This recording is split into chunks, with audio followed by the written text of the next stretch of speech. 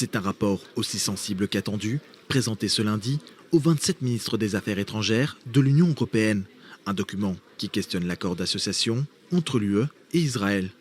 Entré en vigueur en 2000, il structure les échanges économiques et politiques entre les deux partenaires, avec une condition essentielle posée à l'article 2. Cet article 2 dispose que les relations entre l'Union européenne et son partenaire, en l'occurrence Israël, se basent sur les principes du respect des droits humains, des principes de la démocratie, tant au niveau de leur politique intérieure qu'au niveau de leurs relations internationales. Un accord qui peut être suspendu totalement ou en partie si l'un des partenaires viole un article. Selon plusieurs sources, c'est le constat fait par le rapport de la Commission européenne. Dans son document, elle pointerait des violations graves des droits humains commises par Israël dans la bande de Gaza. Une conclusion qui n'est pas partagée par l'État israélien. Simplement complètement pathétique de la part des gouvernements européens qui décident, comme je l'ai dit, d'essayer de sanctionner le pays qui est en train de se battre pour eux. Donc un sentiment de dégoût, mais également de mépris très profond, je dirais, en Israël vis-à-vis de ce genre d'initiative.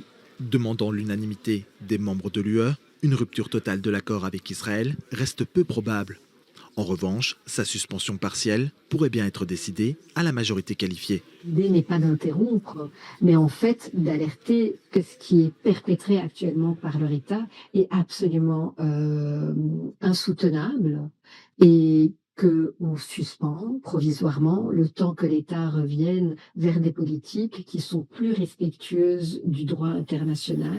Les Européens avancent donc sur une ligne étroite, tenter d'améliorer la situation humanitaire sur le terrain, tout en préservant ses relations essentielles avec Israël.